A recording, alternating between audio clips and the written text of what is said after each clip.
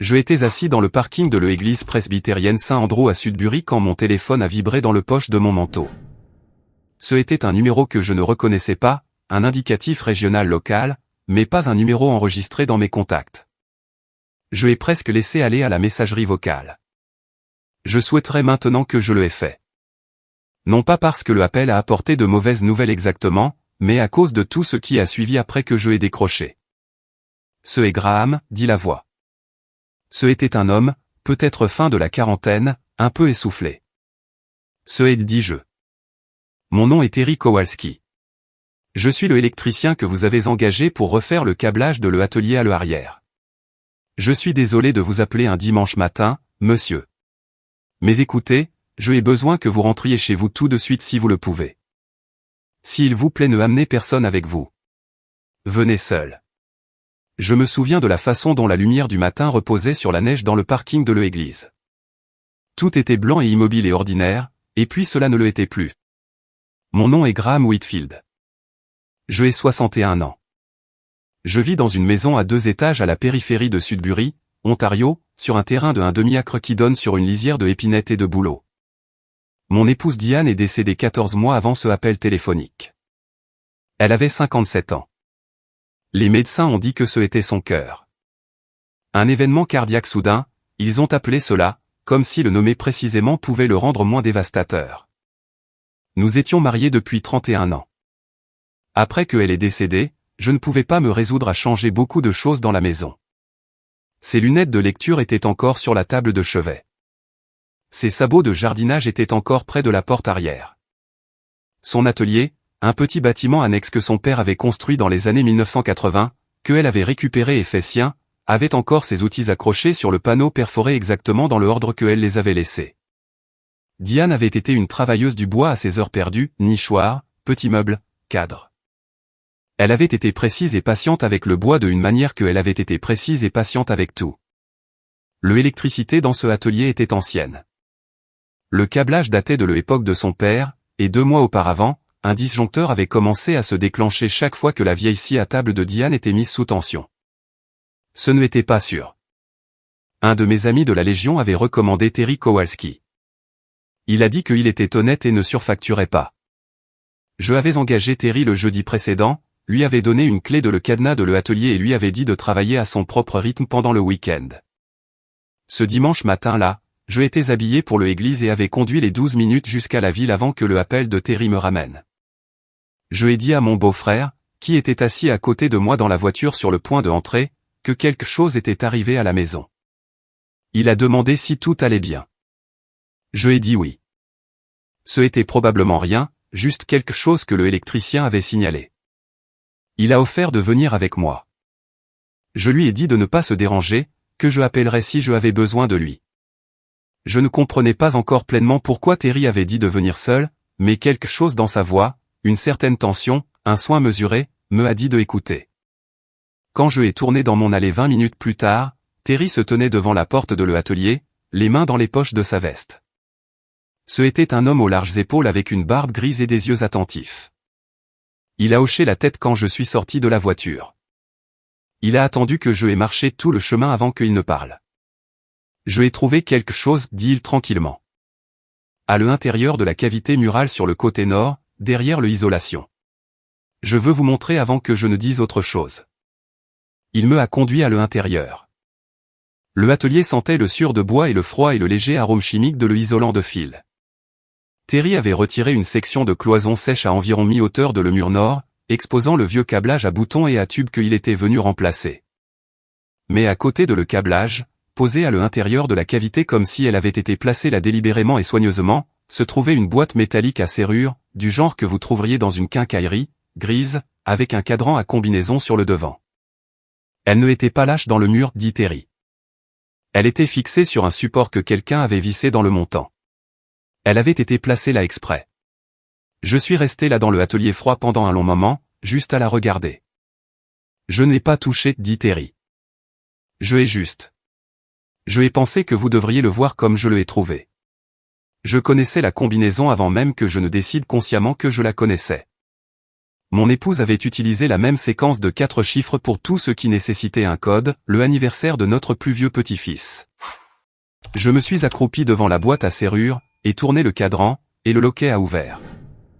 À l'intérieur, il y avait une clé USB, un petit carnet, du genre avec une couverture en carton marron, du genre qu'elle gardait dans la poche de son tablier quand elle travaillait. Et sous ces 2 choses, une enveloppe scellée avec mon nom écrit sur le devant de son écriture. Je me suis assis sur le sol froid de ce atelier. Et je ne l'ai pas bougé pendant très longtemps. Je ne l'ai pas ouvert l'enveloppe ce matin-là. Je ai remercié Terry, le ai payé pour le travail du week-end, et lui ai demandé de terminer le nouveau câblage la semaine suivante. Il a demandé si je allais bien. Je lui ai dit que je ne savais honnêtement pas encore. Il a hoché la tête, de la manière que les hommes du Nord hochent la tête quand ils comprennent que certaines choses n'ont pas de réponse claire. Il est parti sans un autre mot. Je le ai respecté pour cela. Je ai apporté la boîte à serrure à l'intérieur et l'ai posée sur la table de la cuisine. Je ai fait du café. Je me suis assis en face de elle comme si elle pouvait me dire quelque chose juste en la regardant. Diane avait caché cette boîte avant qu'elle ne meure. Elle avait vissé un support dans le montant du mur elle-même. Elle l'avait placé là, l'avait verrouillé, et avait scellé ce mur par-dessus. Elle voulait qu'elle soit trouvée éventuellement. Sinon, pourquoi laisser quoi que ce soit? Mais elle ne voulait pas qu'elle soit trouvée par hasard. Mon épouse avait été une femme prudente. Elle ne faisait pas les choses sans raison. Je ai ouvert le carnet en premier. L'écriture de Diane était petite et régulière, les lettres proches les unes des autres. Elle avait pris des notes, des entrées datées, remontant à presque 2 ans avant qu'elle ne meure. Les premières pages étaient des observations.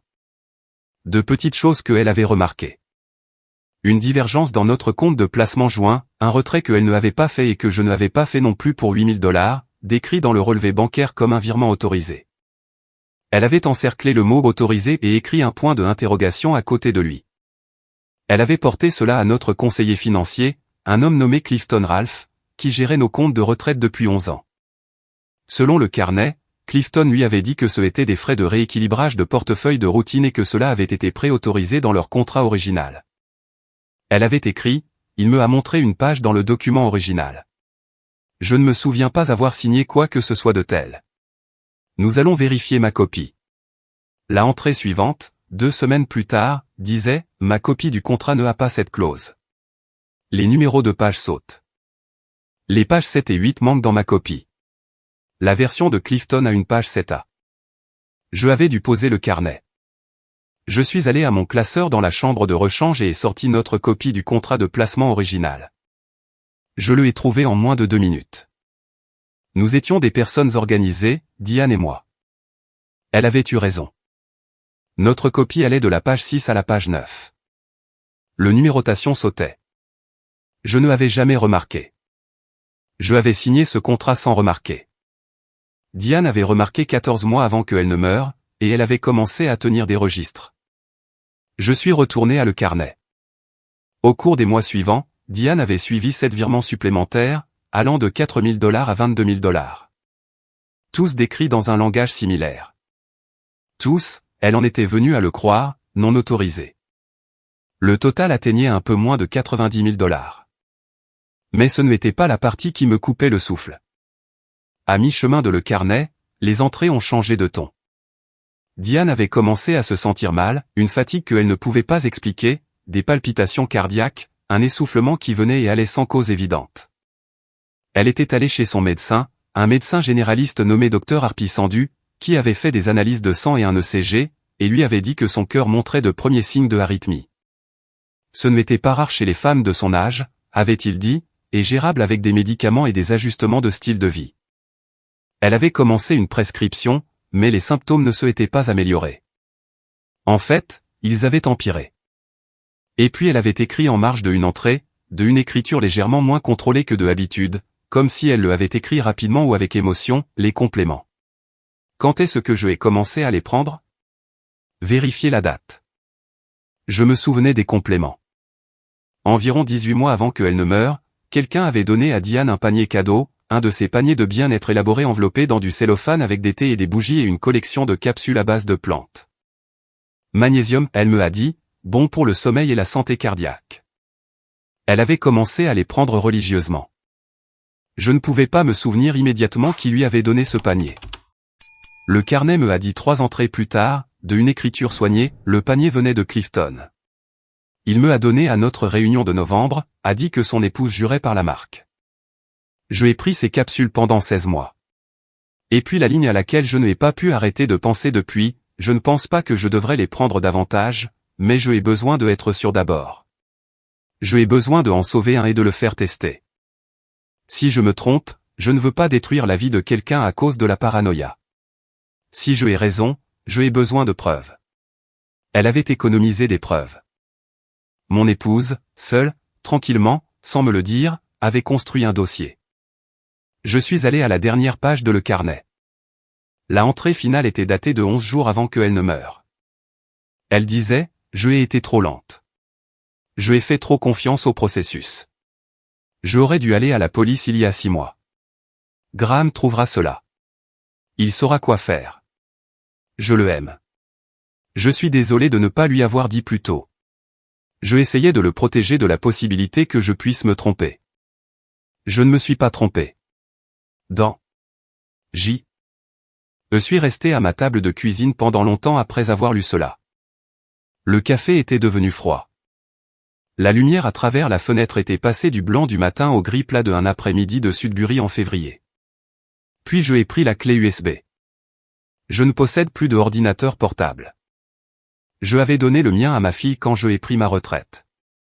Alors je ai conduit jusqu'à la maison de ma fille Ranata. Ranata a 34 ans et vit à 20 minutes de là avec son mari et mes 2 petits-enfants. Je lui ai dit que je avais besoin de emprunter son ordinateur pour quelques heures, que cela était lié à la succession de sa mère. Elle me a demandé avec le souci prudent qu'elle portait depuis que Diane était décédée si tout allait bien. Je lui ai dit la vérité. Je ne savais pas encore, mais je allais le découvrir. La clé USB contenait 2 choses, un dossier de documents scannés, des copies de relevés bancaires, le contrat de placement, un échange de courriel imprimé entre Diane et Clifton Ralph, et un seul fichier audio de 47 minutes enregistré sur son téléphone. Ce était la voix de Diane. Elle était assise en face de Clifton Ralph dans ce que je reconnaissais, grâce à le son ambiant, comme son bureau sur Elm Street en centre-ville. Elle avait enregistré toute la conversation sans qu'il le sache. Ce était 4 mois avant qu'elle ne meure. Je veux être précis sur ce qui était sur ce enregistrement parce que la précision importe ici. Clifton ne va pas avoué directement. Il était trop prudent pour cela. Mais quand Diane a soulevé les pages manquantes du contrat, quand elle a exposé le historique des virements, quand elle lui a demandé directement si les retraits avaient été correctement autorisés, ses réponses ne étaient pas celles d'un homme innocent. Il a dévié. Il a condescendu. Il lui a dit qu'elle se souvenait mal du processus de accueil. Il lui a dit que la gestion de l'argent était complexe et que peut-être elle devrait le laisser le expliquer à son mari. Il a suggéré 2 fois que le stress et les problèmes de santé pouvaient parfois affecter la clarté de le souvenir d'une personne. Et puis, vers la fin de l'enregistrement, Diane a dit, « Clifton, je ai fait tester une des capsules de ce panier de bien-être. Je veux que vous le sachiez. » Il y a eu un silence de environ 4 secondes sur le enregistrement. Puis Clifton a dit, « Je pense que vous devriez être prudent en faisant des accusations que vous ne pouvez pas soutenir. » Diane a dit, « Je ne fais pas de accusations. Je vous dis ce que je ai fait. » Clifton a dit, « Vous devriez parler à votre médecin de vos niveaux de stress, Diane. Sérieusement, je suis inquiet pour vous. » Et puis le enregistrement a terminé. 4 secondes de silence. Ce était sa réponse après qu'on lui ait dit que les capsules avaient été testées.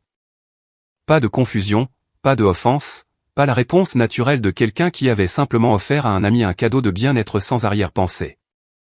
4 secondes de silence calculé et puis un pivot pour saper sa crédibilité. Je suis rentré de la maison de Ranata lentement et prudemment, de la manière que vous conduisez quand votre esprit est ailleurs et que vous le savez. Quand je suis arrivé à la maison, je ai ouvert l'enveloppe scellée. Ce étaient 2 pages, écrites à la main. Je ne reproduirai pas tout cela ici parce qu'une partie est privée. Le genre de choses qu'une femme dit à son mari de 31 ans quand elle croit qu'elle pourrait manquer de temps.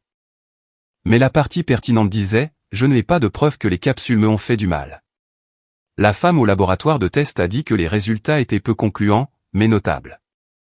Elle a trouvé des traces de quelque chose qu'elle ne pouvait pas identifier complètement sans une analyse plus sophistiquée. Je allais apporter les résultats à un toxicologue, mais je ai manqué de temps et de énergie. Les capsules sont dans la boîte bleue dans le tiroir du bas de mon bureau de artisanat. Celui qui ferme à clé. La clé est sur mon porte-clés, le petit enleton dont vous me demandez toujours. S'il vous plaît, faites-les tester correctement. S'il vous plaît, allez à la police avec tout ce qui est dans cette boîte. Et s'il vous plaît, ne allez pas voir Clifton seul. Ne le confrontez pas seul. Il ne est pas celui que nous pensions qu'il était. Je ai trouvé la boîte bleue exactement là où elle avait dit qu'elle serait. Je ne suis pas allé voir Clifton seul. Je veux être clair à ce sujet parce que j'ai eu la impulsion brûlante soudaine qui vient à les hommes de mon âge qui ont perdu quelqu'un, de entrer dans son bureau un mardi matin et de tout poser sur son bureau et de regarder son visage. Je suis content que je ne l'ai pas fait. Diane me avait dit de ne pas le faire, et elle avait eu raison sur tout le reste. Au lieu de cela, je ai appelé un avocat, une femme nommée Margaret Oy, que je avais rencontrée par l'église et qui travaillait dans le contentieux civil. Je lui ai tout dit par téléphone, tout, du début à la fin. Elle était silencieuse pendant la majeure partie de cela. Quand je ai eu fini, elle a dit, « Graham, je ai besoin que vous me apportiez tout ce qui est dans cette boîte. Ne faites pas de copie. Ne contactez pas Clifton. Ne dites à personne, sauf à votre famille immédiate. » Je lui ai demandé si elle pensait que Diane avait été délibérément blessée. Elle a fait une pause un instant et a dit, « Je pense que nous devons laisser les bonnes personnes répondre à cette question. Mais ce que vous avez décrit, si cela est exact, est sérieux. Très sérieux. » Je lui ai tout apporté le lendemain matin. Margaret a agi rapidement. En 10 jours, elle avait pris contact avec une détective de le service de police du Grand Sudbury, une femme nommée inspecteur gendarme Irene Blaze, qui était spécialisée dans les crimes financiers. Le inspecteur gendarme Blaze a examiné les documents, a écouté le enregistrement et a organisé le envoi du contenu de la boîte bleue à un laboratoire de toxicologie médico-légale à Toronto. Les résultats sont revenus 6 semaines plus tard. Les capsules contenaient une substance appelée glycoside digitalique, un composé dérivé de la plante de digital utilisé en petites doses contrôlées dans les médicaments cardiaques, mais toxique en quantité plus importante ou soutenue. La ingestion prolongée peut provoquer des arythmies, de la fatigue, des irrégularités cardiaques chez quelqu'un sans condition cardiaque préexistante, et Diane ne avait eu aucune condition cardiaque préexistante avant qu'elle ne commence à prendre ses capsules. Ces dossiers médicaux ont confirmé cela. Cela peut, sur des mois, amener le cœur à se comporter de manière qui, pour un médecin généraliste effectuant un ECG standard, ressemble à une maladie cardiaque se développant naturellement. Elle avait été empoisonnée lentement pendant 16 mois sans le savoir. Et quand elle avait commencé à se douter, elle avait été trop malade et trop prudente et trop seule dans sa suspicion pour le arrêter à temps. Clifton Ralph a été arrêté un mercredi matin de avril. Les accusations comprenaient la fraude, le vol de plus de $5 000, et après une enquête plus longue qui a pris 8 mois de plus, la négligence criminelle ayant causé la mort. Le procureur de la Couronne a dit à Margaret que le dossier ne était pas simple et que la dernière accusation serait difficile à prouver au-delà d'un doute raisonnable étant donné la nature indirecte de l'empoisonnement. Je ai compris cela. Je ai aussi compris que le processus de la justice ne est pas toujours le même que l'expérience de la justice, et que ces deux choses peuvent coexister sans que l'une ne annule l'autre. Ce que l'enquête a également révélé, et ce est la partie que j'ai eu le plus de mal à accepter, était que Clifton ne avait pas été seul. Le frère cadet de mon épouse, un homme nommé Patrick, avait eu des problèmes financiers pendant 3 ans avant que Diane ne meure. Des dettes de jeu, celles qui ne disparaissent pas de elles-mêmes. L'enquête a révélé une série de dépôts en espèces sur le compte de Patrick effectués au cours de la même période de 16 mois pendant laquelle Diane était tombée malade. De petits montants, $2 000 ici, 1500 $ là. Ils ont été retracés à travers une série de virements vers un compte lié à la femme de Clifton. Patrick avait parlé à Clifton des comptes de placement. Il lui avait dit à peu près combien il y avait dedans et que Diane était celle qui prêtait une attention particulière à les finances. Il avait été, dit la détective avec prudence, un facilitateur.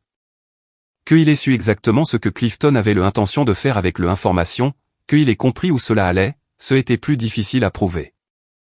Il a dit qu'il ne avait pas su. Il a dit qu'il avait pensé que Clifton allait simplement rediriger certains fonds et que Diane pourrait ne pas le remarquer et que lui, Patrick, avait besoin de argent et se était dit que ce était un prêt qu'il rembourserait et ne se était pas laissé trop réfléchir à ce qu'il faisait vraiment. Je ai connu Patrick pendant 31 ans. Il a tenu une des mains de Diane à l'hôpital. Il a parlé à ses funérailles.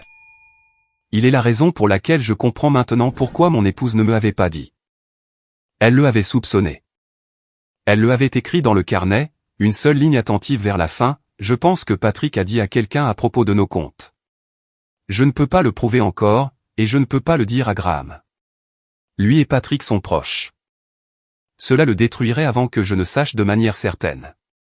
Elle me avait protégé, même pendant qu'elle mourait.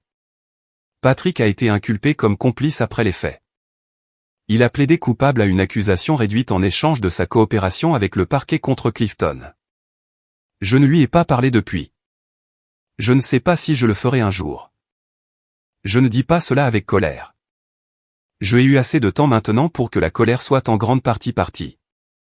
Je le dis parce que je ne sais vraiment pas comment tenir la personne qui a aidé à mettre en mouvement la mort de la femme que je aimais, et je ai arrêté de essayer de forcer une réponse pour laquelle je ne suis pas prêt. Clifton Ralph a été reconnu coupable des accusations de fraude. L'accusation de négligence criminelle a finalement été abandonnée par la couronne, non pas par manque de preuves, mais en raison d'un problème de procédure avec la chaîne de garde toxicologique que Margaret me a expliqué en détail et que je ai compris en théorie mais ne pouvais pas absorber. Émotionnellement. Il a purgé 14 mois. La poursuite civile, que Margaret a menée séparément, a abouti à un règlement qui a restitué la plupart de l'argent volé, plus des dommages et intérêts supplémentaires significatifs. Je ai fait don d'une partie de celui-ci à l'unité de cardiologie de Health Sciences North. Cela a semblé juste. Je vis toujours dans la maison à la périphérie de Sudbury. Terry Kowalski a terminé le recablage de l'atelier, et je ai commencé à le utiliser lentement, avec hésitation. De la manière que vous commencez à utiliser un espace qui appartenait à quelqu'un d'autre, quelqu'un que vous aimiez, et que vous essayez de décider si le utiliser est une façon de le honorer ou une façon de le laisser partir. Je ai fabriqué un nichoir. Ce n'est pas un bon nichoir, mais Diane me aurait aidé à en faire un meilleur. Et quelque part dans le acte de en faire un mauvais, je sens sa présence plus clairement que je ne le fais dans beaucoup d'autres endroits. L'enveloppe qu'elle me a laissée, les 2 pages manuscrites que je ai lues de nombreuses fois maintenant. Il y a une ligne près de la fin à laquelle je reviens le plus souvent. Elle a écrit, « Vous avez toujours fait confiance aux gens plus facilement que je ne le faisais. Je aime cela chez vous. Ne arrêtez pas de faire confiance aux gens. Soyez juste prêts à regarder attentivement ceux qui sont très proches. » Je ai beaucoup réfléchi à cela. À la différence entre la suspicion et le discernement. À la façon dont aimer quelqu'un, le aimer vraiment, ne signifie pas refuser de voir ce qu'ils font. À la façon dont les gens les plus capables de nous faire du mal sont presque toujours ceux que nous avons décidé à l'avance que nous faisons entièrement confiance. Diane avait 31 ans de preuve que je étais un homme bon. Elle avait aussi, dans ces derniers mois, la clarté durement acquise de voir que quelqu'un de proche de nous ne le était pas. Elle a tenu ces 2 choses en même temps avec chagrin et amour et sans amertume. Et elle a tout documenté soigneusement et le a caché dans un mur et a espéré qu'un jour je le trouverais. Elle avait raison de faire confiance que je le ferais. S'il y a quoi que ce soit que je voudrais que quelqu'un tire de cela, de tout le long et terrible arc de cela, ce est quelque chose que je crois que Diane a compris mieux que la plupart des gens que je ai connus, que le amour ne est pas le même que la confiance aveugle. Que prendre soin de quelqu'un signifie rester lucide vis-à-vis des personnes autour de lui, que quand quelque chose semble mal, la chose la plus aimante que vous puissiez faire ne est pas de protéger les personnes dont vous vous souciez de ce sentiment, mais de le documenter et de le prendre au sérieux et de refuser qu'il soit ignoré. Elle a fait tout cela. Elle le a fait seule et malade et effrayée. Et elle le a fait parce qu'elle me aimait assez pour vouloir que je sache la vérité même après qu'elle était partie. Je pense à elle tous les jours. Je pense à le petit carnet dans le mur de l'atelier. Je pense à une femme avec de la sueur sur son tablier et des lunettes de lecture poussées sur son front, assise à son bureau de artisanat tard dans la nuit, écrivant de notes attentives sur des choses qu'elle avait peur de dire à voix haute, se assurant que les preuves étaient là. Se assurant que je les trouverais. Elle était la personne la plus précise que je aie jamais connue. Elle était aussi la plus courageuse.